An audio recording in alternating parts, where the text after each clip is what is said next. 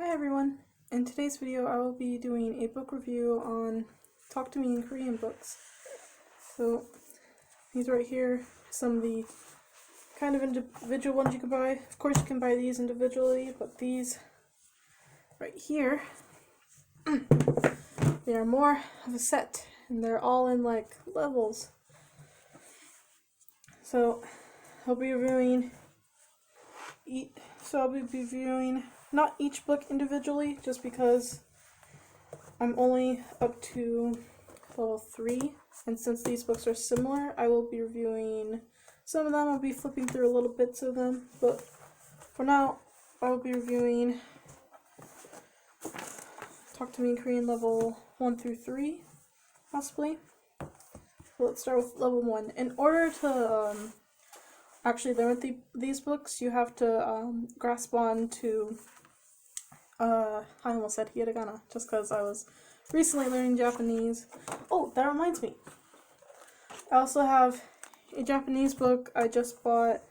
It's from the Japanese Language Proficiency, so this is one of the books that I got. I'm hardly into Japanese, but I'll be reviewing this book, and if I find this book super useful, I'm sure it will be useful, but if I find it a lot more useful and I really like it, I will do a review on it. But for now, I'm going to be doing Talk to Me in Korean books. So, in order to learn through these books, you need to grasp onto Hangul, which is the Korean alphabet. So, they also have a book for Hangul too on the Talk to Me in Korean website that you can buy. All these books were bought from Talk to Me in Korean, and they're really good, and I highly recommend them if you're learning Korean. So, when you get one of these book levels, if you can see right there, there will be kind of just a short summary of what this will teach you. So, level 1, from greetings to numbers, learn the fundamentals of conversational Korean. So, basically just states what you will be learning in the book, and how far you should be in when you start and finish it.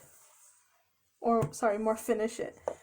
So, when you first open the book, get all this. You get this little drawing. I love the drawings. Here you have a message from the author. And the table of contents. So, some lessons can be a little bit long, some lessons can be a little short, but they're all very helpful when learning Korean. So, you have the English translation here, then you have it in Korean right here. So hello and thank you, and then you have 안녕하세요 and 감사합니다, which also translates to hello and thank you. So let's say I go to lesson 1, which is on page 8, and the page numbers are right here. And see, you can write in this book. There are workbooks for 1 through 5, but I choose not to get those because I'm okay with the book.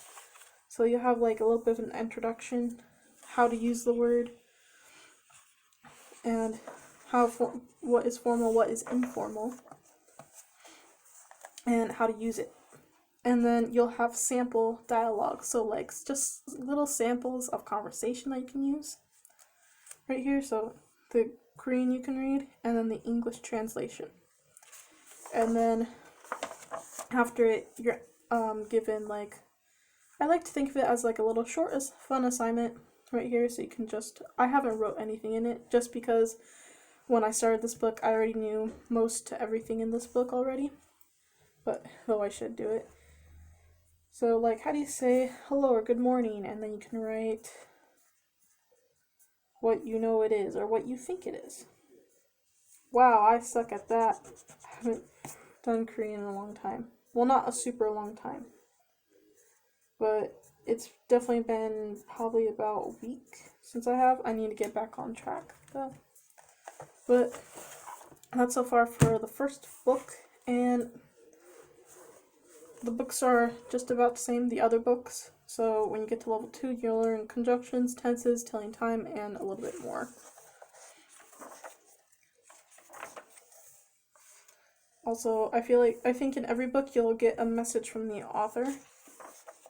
And then just like the last book, you will have the table of contents, and then each book, I believe, is similar, if not the same, in teaching. And I would definitely recommend these books because they are very good. So for the highest one, they just released, I think, Talk to Me in Korean level 8. So that one's like very new right now. But when they did have these books, they had them 1 through 7. So I got all 1 through 7. And when you get, so this is the lowest one, I read you the little part right here. But when you get to level 7, you tell stories, express ideas, and hold deeper conversations. But right now I'm on level 3, so not that far. Almost halfway there, but I do believe I will get to that. Now on to the other books that I bought individually, which are not a set, but still very useful. I have yet to use the Korean Verbs Guide, so this is like one whole book. So, in the table of contents on the first and I believe second book, will give you... Sorry, my dad's upset. He's watching the game. But 1 through 100. So this is in both books. So one book will have 50 verbs. The other book will have other 50 verbs. And so I thought initially that this one book had 100 verbs, and I was like confused. Like, wait. But no, it's like in both books. They just give out the full table of contents here. Like I said, I haven't used this book yet. But from what I know, flipping through it, it shows you how to conjugate these verbs, how to use them, and what they mean. So like past tense, present tense, from what I'm flipping through here. And when you come to a new verb, it'll have an entire page, say like 가다, so to go or to leave. And I'll have all these conjugations right here. And then sample sentences and a little bit of a quiz, and that's very helpful because the sample sentences can really help, just like in the set of Talk to Me in Korean books right here. But also like having the little quiz there can really challenge you a little bit as to what you have just learned. So these are the Korean Verbs Guide, and this is one of my favorite books. And this is the Easy Korean Reading for Beginners. And so, like with the set, you need to learn Hangul in order to know these books well. But they have bite size. I can't remember, but the author did have a video reviewing this book, and it gives you bite sized stories that you can read, and then there'll be a translation. So, like, let's go to birthdays. So that's page 69.